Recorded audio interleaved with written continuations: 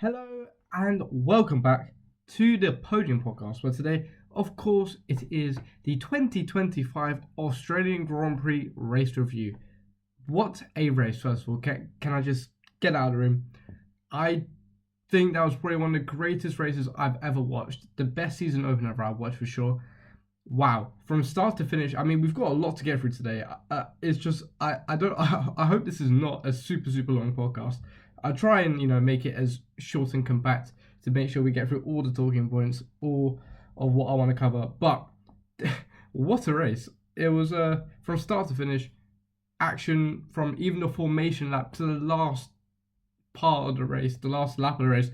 There's always something going on, and I think hopefully this is a good almost little teaser into what we can expect for the rest of the 2025 season. Because if this is like the average race in 2025, boy, do we have a season on our hands. But anyway, Lando Norris took his first win of 2025, his fifth win of his F1 career overall in what was a thrilling Australian Grand Prix. It was a very, weather dependent race, you might say.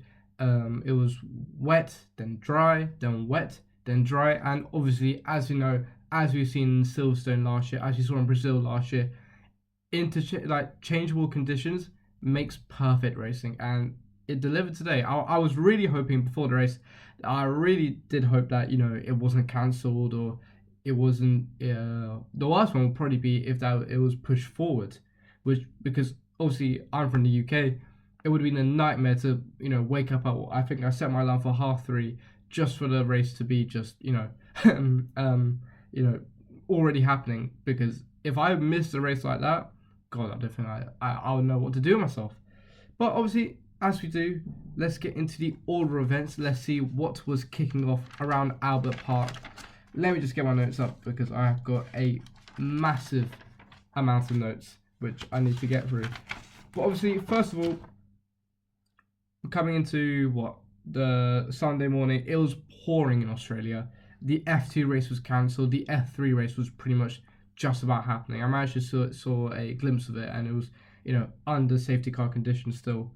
Obviously, Behrman and Lawson had a pit lane start, which was due to them changing their changing under park framework conditions. I think Behrman especially had a lot of, he had to replace, I think, an MGU-H or some parts from an engine. Obviously, come formation lap, it was perfect intermediate conditions. As a rookie, it was horrible. To have a debut in these type of conditions around a street circuit would have been absolutely terrifying. And it seemed that even within the first corner of the formation lap, there was already chaos as Isaac Hadjar unfortunately went off into the barriers at turn 2. Was just unfortunate, I suppose. It was just loss of grip. You're pushing the car, you're trying to warm up the tires, and it only takes that split second move of the steering wheel or gear shift. You have less revs, and that's it. You just lose it completely, and you're a passenger and that sort of stuff. Obviously, a very unfortunate accident to have in your debut, but I mean, these things happen.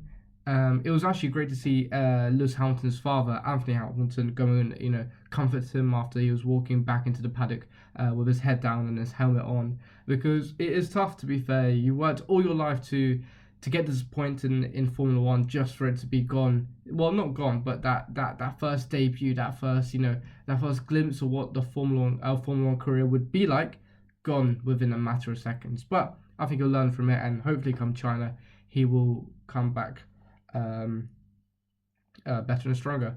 Obviously, this meant a 10-minute delay because it was an aborted start, which left for the proper lights out to happen 10 minutes later.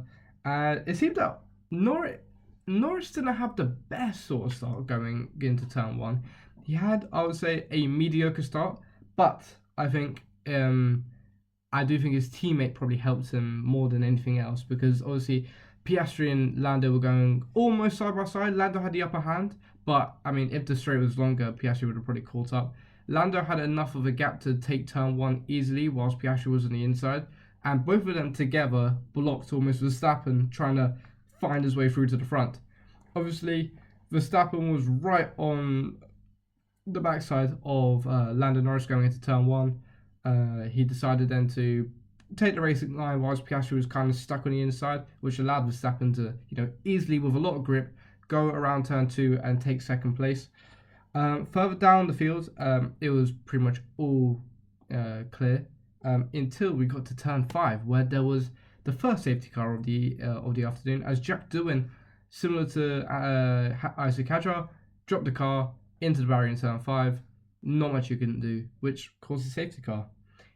Even under safety car conditions, it did prove difficult, as Carlos Sainz went off in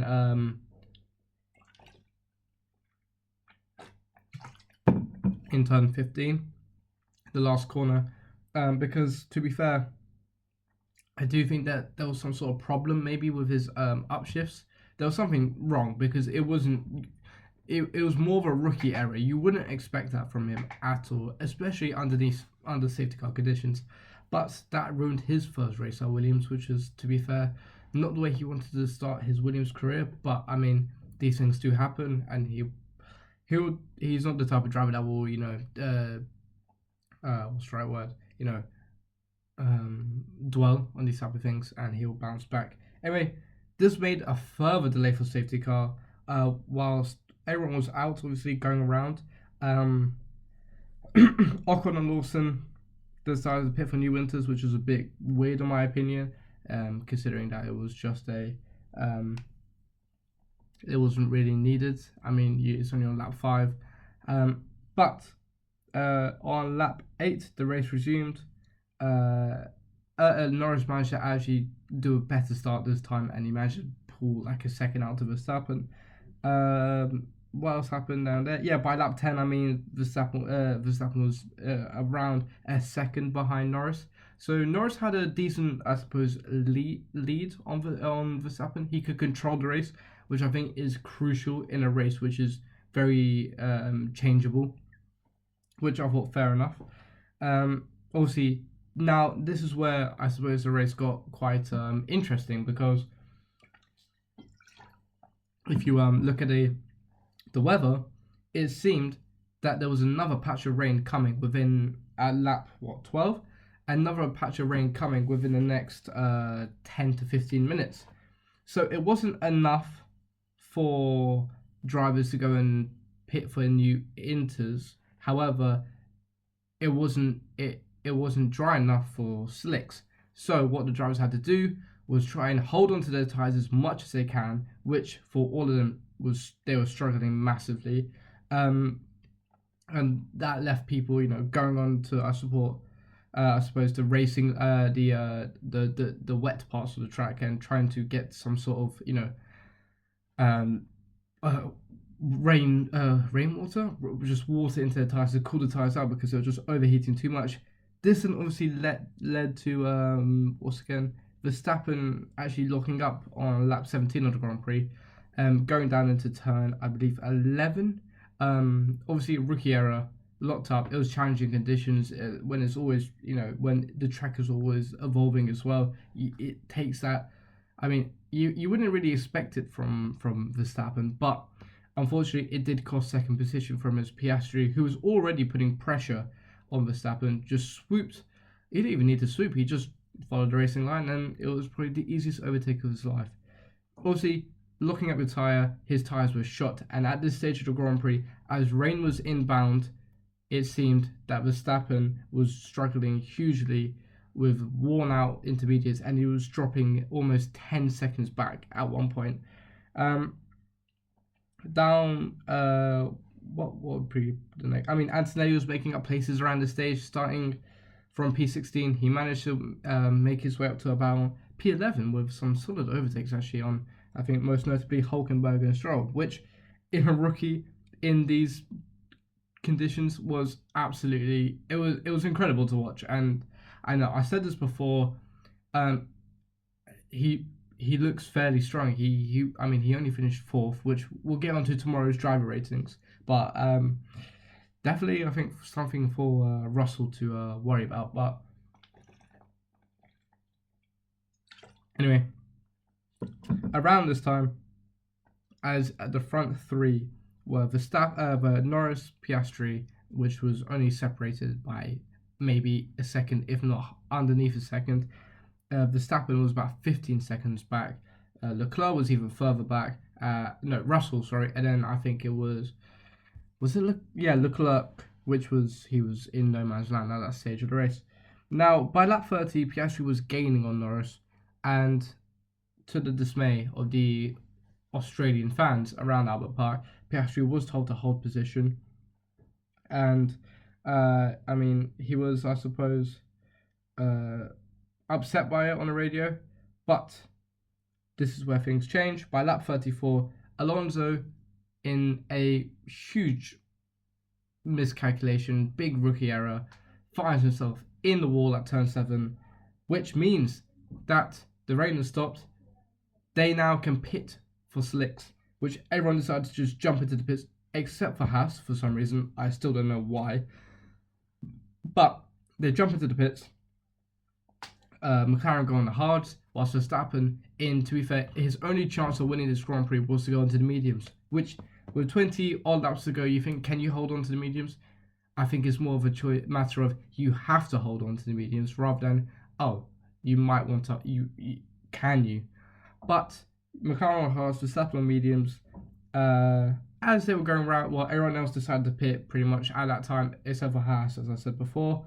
By around lap 45, as they are still going around underneath the safety car, there are reports of rain again in the next couple of minutes, which causes havoc for the drivers. The rain, though, however, proved a problem. It wasn't really a matter of,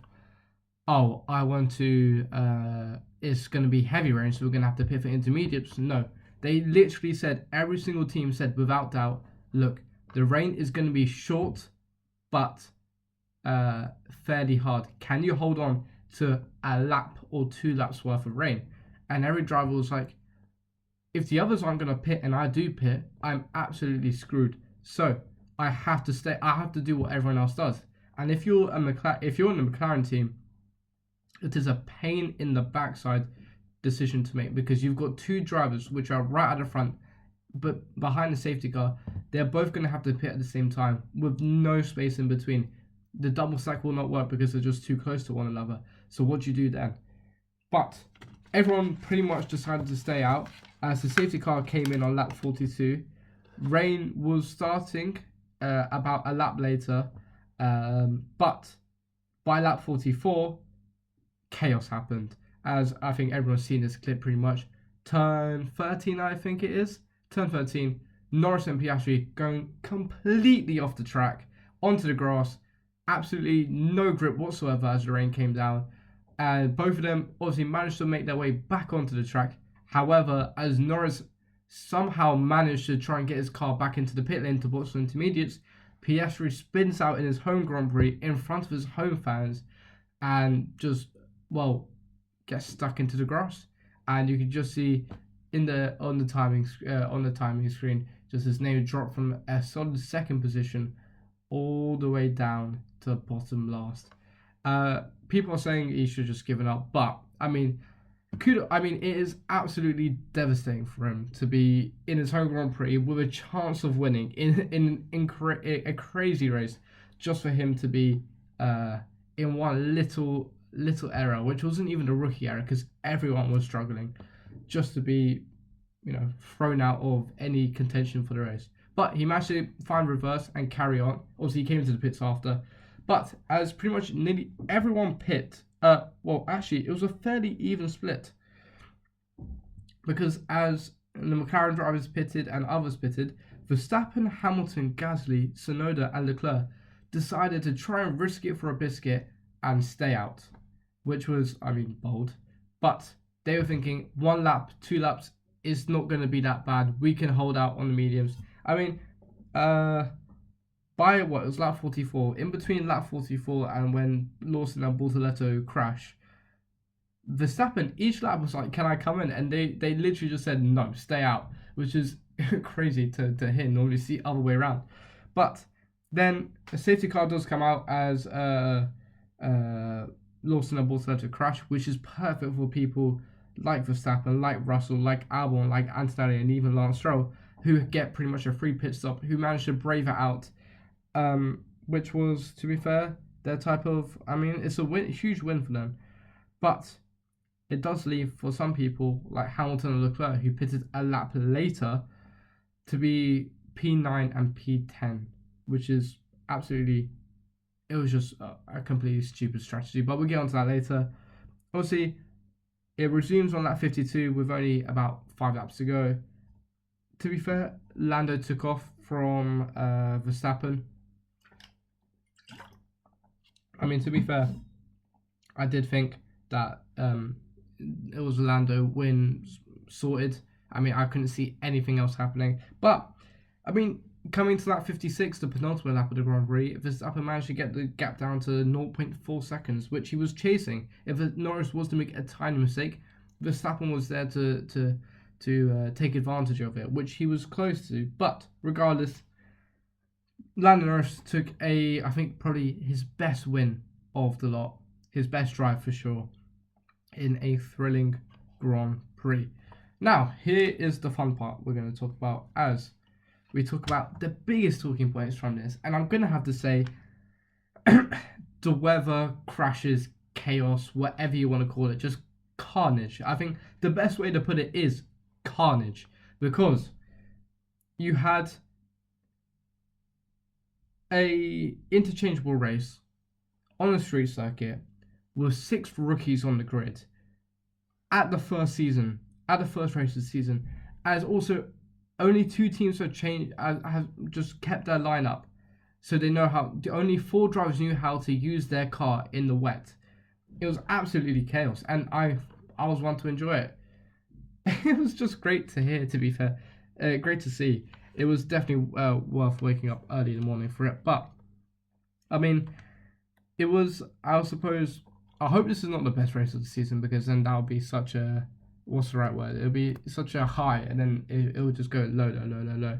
But, regardless, it was still a great moment for F1. I think that the fans thoroughly enjoyed it until, obviously, until probably Piastri crashed. Just spun out. But I would definitely say that it was a terrific race, and I hope that there are more interchangeable conditions, because sometimes you find in a race where there's only one condition, even when it's wet, yes, it's difficult, but at the same time, strategies thrown out the window. You drivers kind of know where the car is, but in interchangeable conditions, as the track is always changing, your braking point always changes. The time you can get on the throttle after a corner always changes. The lines change. How much you can push changes, and obviously, that's good as a fan, but as a driver, it's completely and utterly difficult, because it takes one little move just for your whole race, your whole weekend, all the team's efforts just be thrown out the window with no regard.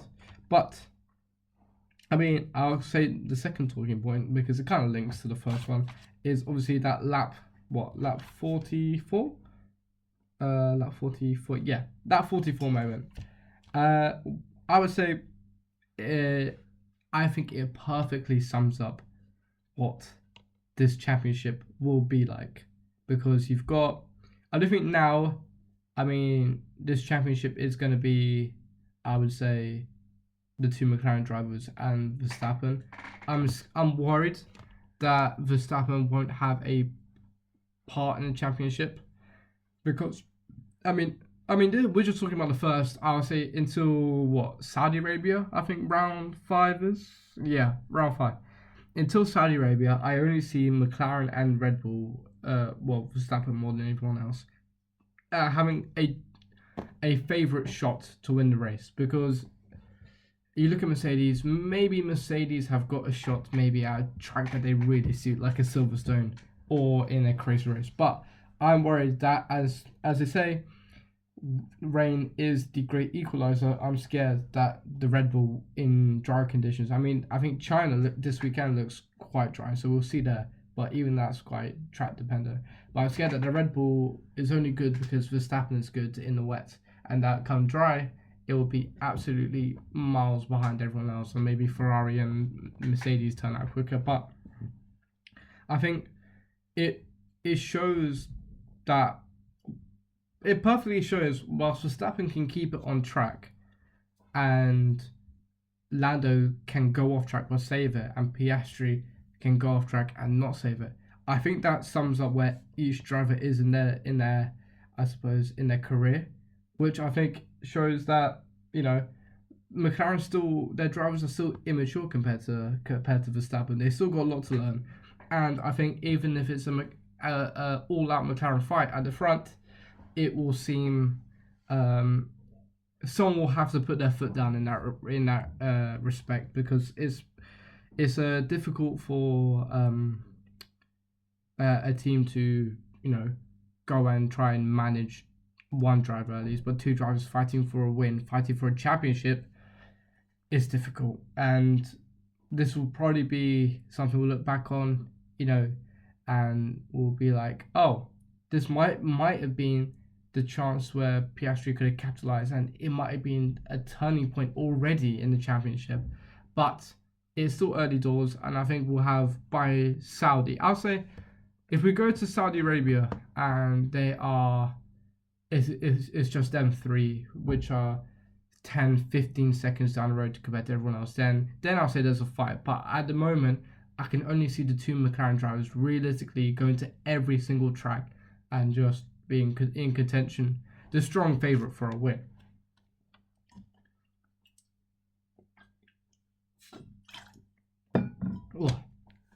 All right, next biggest talking point, which I don't think. I'll do Ferrari first. I've got two left to talk about, because I think Ferrari, more than anything else, is a talking point for the wrong reasons for Ferrari. Because what the absolute skibbity toilet was that? Because I'm not saying I lost hope in Ferrari, but you really did think, everyone thought coming into the season, Ferrari looked one of the favourites. Ferrari looked strong. They've got one of the best pairings out there. They've got the talent. They've got the power. They've got the aura. They've got the history. They know how to win championships. They've got drivers that know how to win races. They've got a 7-time world champion, and they come out at the first race with a P8 and a P10. They're 7th in the constructors. 7th. Which I know is first race, but this is a race where they could have capitalized. They've got two experienced-ish, one really experienced and another experienced driver to go and take advantage of these tricky conditions. They acted like rookies out there, and I'm not saying it's down to the drivers. I think it's more down to the team. You look at their strategy at the end. It's just, why pit like a whole lap later than everyone else? There's no reason behind it. You would either pit at the start. They were I think first and second for like a little bit, but then pit. Everyone else is pitting, so why pit a lap later just to be down, on everyone else and be nearly at the bottom of the pile? But that's one thing. Strategy is one thing, but I think their car performance is another, and I hope that their car is. This is just maybe progression. I've seen people online saying that McLaren qualified 7th and 8th for their first race of 2024, and they became World Constructors champions. But they had an unexpected and probably an extremely dramatic, not incline, but upgrade package, and I don't think Ferrari have that in them. I thought that maybe they'll start off the year. They started off last year better than they did this year, which is, is something, I suppose. But honestly, it's just, I am a bit worried for Ferrari this season. I think even Mercedes looks stronger than Ferrari, which puts them down to 4th. Didn't you think shouldn't have Lewis just said that Mercedes got a better chance of winning there? Anyway, it's it was one of the worst performances from Ferrari I've seen in a while. It gives me flashbacks to 2020, which I don't think is a good thing at all. My last talking point, which has nothing to do with racing at all, it has nothing to do with the weather. It has something to do with the recovery vehicles on track, which I thought watching it in the morning, and you're waking up early in the morning, and I was like, that hazy stage you get whilst you're watching an early race, because you've just woken up, you might have had a cup of tea, you might have something to eat, but you still need that good hour to really acclimatize to your surroundings and what's happening. Like, you have to actually like almost lock in that sort of sense. But seeing recovery vehicles on track, regardless if I was hazy or not, still made me feel almost sick to in my stomach. It gave me that weird, almost that not butterfly, but that worried, anxious feeling you get, because you're seeing Formula One cars on a greasy track and right next to huge vehicles which are just stationary and are just waiting there just to be almost just waiting stationary on a track which is already quite narrow on some parts of the circuit.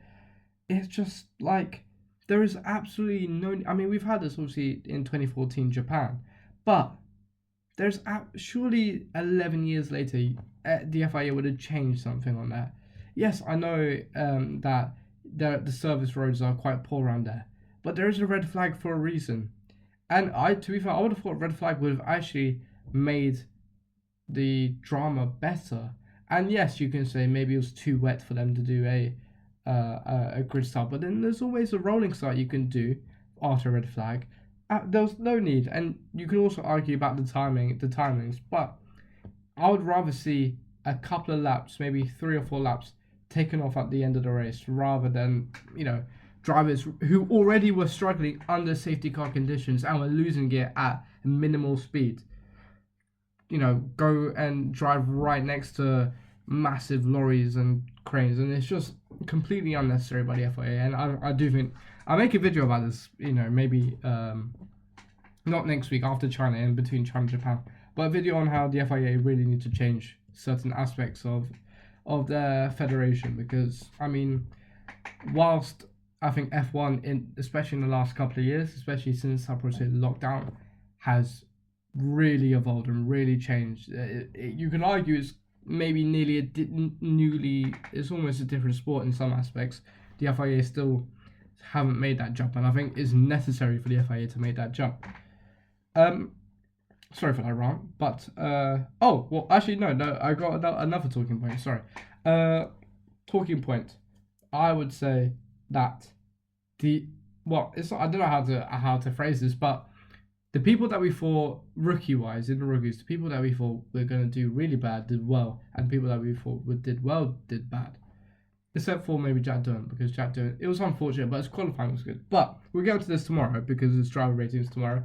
But, I mean, I didn't think Anthony was going to do that well. Well, wow, he thoroughly impressed.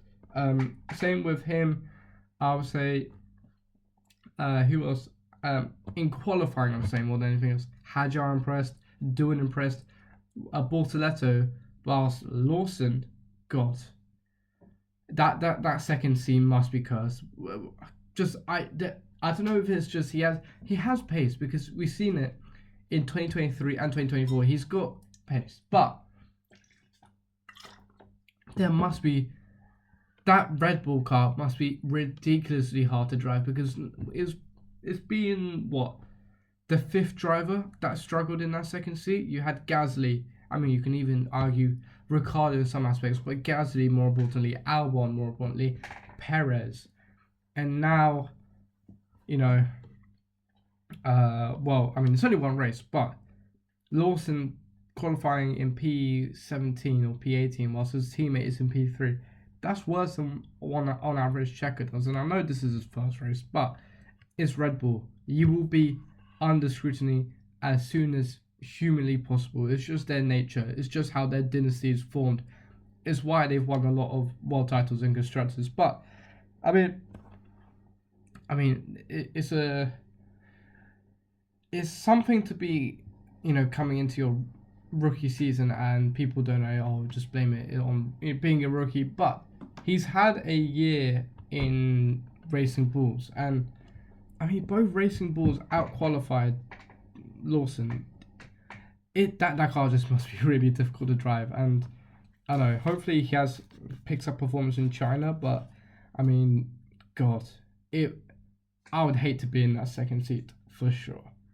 All right, moving on to, maybe not the best part of the podcast because it shows how washed I am, but it is the part that you guys always want to see, as I'll be looking at my predictions, which I made at the start of the weekend, which I need to just turn back in my, there we go, perfect. All right, I am going to go with, let me just get up the results so I actually remember what they are, because it hasn't been a while, but I need to make sure that I get the right, don't want to, be saying the wrong stuff on YouTube, because then I might be called out for it, and no one likes to be called out for it. 20, here we go. All right. Perfect. Okay, so for qualifying, I went for a Russell Hamilton, this is from 5th to 1st, a Russell Hamilton, Piastri, Norris, and Leclerc top 5. Russell put in P5. That was actually Alexander Albon, as Russell qualified to 3rd, so that is a big X. Lewis Hamilton put in 4th. God, I was far. He was down in 10th. Oh wait, no, this is race. Oh my God, sorry. This is race. I completely apologize. I still think I'm wrong. Sorry. Yuki Tsunoda qualified in P5, whilst George Russell actually qualified in 4th, so I wasn't too far. P4, I went for Lewis Hamilton. It turns out it was actually George Russell, as he qualified in 8th, so that is 0 for 2. Piastri I put in 3rd, as Verstappen was actually 3rd, and Piastri actually qualified 2nd, so I'm not for 3. 2nd, I put Norris, whereas actually he qualified 1st, and I put Charles Leclerc as pole position, as Lando took pole. So 0 for 5, which is perfect. Obviously, race, I put Piastri in P5. Piastri actually finished in P9, I think. Race result, P9, Oscar Piastri. So 0 for 6. God, this is not going well. As I put for 4th, I put Lando Norris, whereas Lando Norris actually won the race, so 0 for 7. Lewis Hamilton I put 3rd. That is unbelievably far, because he actually finished 10th, so 0 for 8. Leclerc I put 2nd, as he finished 8th. God, I am 0 for 9. And Max Verstappen I put 1st, as he finished 2nd. That wasn't too bad, actually. I was 0.8 seconds off. So I'm 0 for 10 at the moment. P5 in the middle of the race. Sorry, we do things a bit weird in this channel here. I will try and predict the middle of the race. The middle of the race was Leclerc, Russell. Middle of the race, I put Antonelli to be 5th, Leclerc 4th, Lewis 3rd, Verstappen 2nd, and Norris 1st. In P5, actually, it was Leclerc, so that is wrong. P4, I put Leclerc, which is obviously going to be wrong, as it was actually George Russell in P4. Lewis Hamilton, I put 3rd, which is completely wrong, as Oscar Piastri. Oh no, Max Verstappen was 3rd.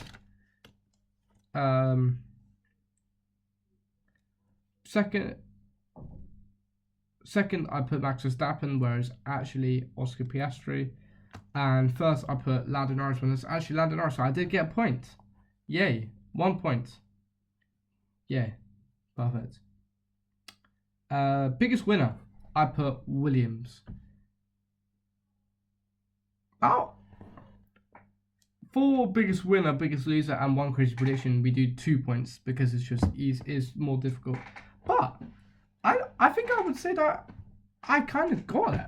I mean, biggest winner, Williams. They got a P5. They started the year off with a lot of points. Yes, Sainz did crash, but their qualifying is good. I think I'm going to give myself 2 points for that. I'll take that. Biggest loser, I put McLaren. That is completely and utterly washed. No way. And one crazy prediction, I put 5 DNS, and there was 1, 2, 3, 4, 5, 6 DNS, which means I get a solid 2 points. So out of the 15, 16, 17, 21 points that I could get, I've got a solid 1, 2, 3. I got 5, which to start off the year is a shocking way, but it is what we do. It is just what we do on this channel. Hopefully in China I can get it back up to more than, hopefully about 10. But 5 out of 21, which is not bad. Alright, now if we look at the championship, I mean, normally we do that later on in the year because, I mean, there's not really much to talk about championship wise. It was just a race. But, I mean, you could say Lando Norris has, you know, beaten Verstappen's long record run of being in the lead of the championship for over 1,000 days, which is just incredible. So since Spain 22, I think, which is a very long time away. God, nearly 3 years. But yeah, I mean, Ferrari, I mean, if you look at the drivers, yeah, Norris is taking the lead. That's the main thing. Albon up in P5, which is incredible. But if we look at the constructors, I mean, going into the championship, McLaren and Mercedes are tied on points, whilst Ferrari, most importantly, are down in P7, which is not, I suppose, their best thing. But I think Sauber as well. Sauber have absolutely smashed it by scoring what?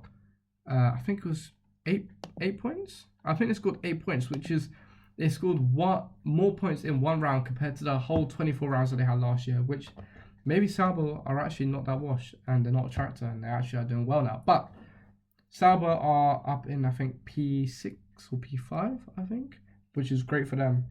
But yeah, it's just, obviously, it's early doors. I mean, it will not be, I don't think we'll get like a proper championship runnings, what it'll be like until Saudi, as I say. But my drivers of the week, who are they? Well, I think my number 3 has to be Alex Albon. I think he's done an immense job qualifying in P5 whilst finishing in qualifying P6 whilst finishing P5. Top job. I think he's also proved to doubters wrong in that aspect of him stating, you know, people were saying he only looks good because his teammates aren't the best, with Logan Sargent and Nicholas Latifi more than anything else. But he's done terrific. He's come in with some sort of different attitude to his racing, and he's managed to smash it with a P5 in the championship. My second best, driver of the week has to be Antonelli. Antonelli, I mean, his qualifying wasn't the best, no, but I mean, points is where it counts on a Sunday, and he absolutely did a top job. I don't think he could have done any more. Would I say that this is a good sign? Yes, 100%. If he can do it in the wet, he can do it in the dry, and I think he can only build on it, which is, I mean, it's scary to think about, really. I mean, come long run, maybe not this year, he won't do as, he'll do okay. This year's more of a learning curve, but next year, God, if that Mercedes is quick in any aspect, I mean, Russell has got, he's got a lot of work to do on his hands, doesn't he? But terrific job. I think my driver of the week in general has to be Lando Norris. Hasn't really put a foot wrong. Maybe lap 44 was the foot wrong, but took pole, just controlled the race as much as he could. He managed to fend off Verstappen in the wet. I mean, he's taken the lead of the championship. He's laid the foundations for a solid championship fight, and I think he is the person to say to anyone who wants it, bring it on, because he is ready for it. Now to the failures of the week, the flops of the week. This is just in no particular order, but I'm gonna say Jack Doohan is definitely one, because actually let's do it as like number 1 is the biggest flop and number 3 is like the least severe flop. But number 3, I'm gonna have to go with Jack Doohan. Jadon had a great qualified up in, I believe, P11 or P12, so just on the outskirts of Q3, but was fairly matching his teammates in that sort of sense. And Gasly, I think, qualified P9, so not too far, but he, yeah, I mean, on Saturday, he proved some people wrong. Some people saying that he was a C-grade driver or whatever, but Hammer marker, I think that was, but come race, it was, I mean, God, he's got a lot of pressure on him already, and this crash has only made things worse, to be fair, because in front of his home fans, to be crashing whilst under a lot of stress and pressure on his first race is not ideal. Well, technically second race actually, it's not ideal. Would he want to, go into China thinking of how to make things better? Of course he will. That's just the F1 driver's mentality. Number 2, I'm gonna have to say Oliver Behrman.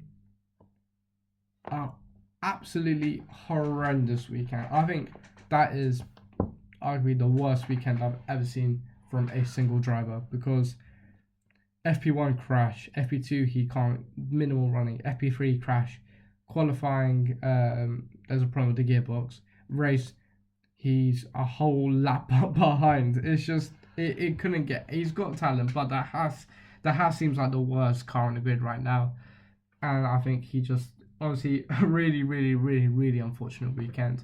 Made a lot of silly errors, which, I mean, even in 2024, his 3 outings, only really Brazil was the outing where he screwed up the most, but that was very rain heavy, which you kind of give him the shadow of the doubt. But I mean, even in the dry, I mean, maybe it was a case of him pushing and trying to, almost cement his status in the Haas team. But yeah, challenging weekend for the British driver. I'll probably say my number 1 loser of the week is gonna have to be the number 1 flop of the week. Has to be, and I'm very sad to say it, but I think Lewis Hamilton, because I think this weekend has shown him that maybe Ferrari is all not cracked out to what it's really supposed to be. It's going to be a difficult season for him, and I'm really upset by saying this, but it will be. Ferrari needs to get their stuff together. I mean, yes, you could say they might be saving all their resources and stuff like that for 26, but at the end of the day, he's there to win. He doesn't have much time in his career as well, which, I mean, I keep on saying, he's 40 now. I mean, it's only going to get worse from here for his physical health and racing wise. So I mean, Ferrari going to have to make almost a McLaren 2024 upgrade in order to have a shot at some sort of contention, because I mean, we'll see in China. I mean, China is very circuit dependent. It's a very unique circuit, but it will be in the drive, so it will give us a good insight to what it should be like. Anyway, I think that's a perfect time to wrap up. Wasn't too long, actually. If you managed to get all this way, thank you. You're a number 1 fan. But make sure to like and subscribe, and have a simply lovely day. Goodbye.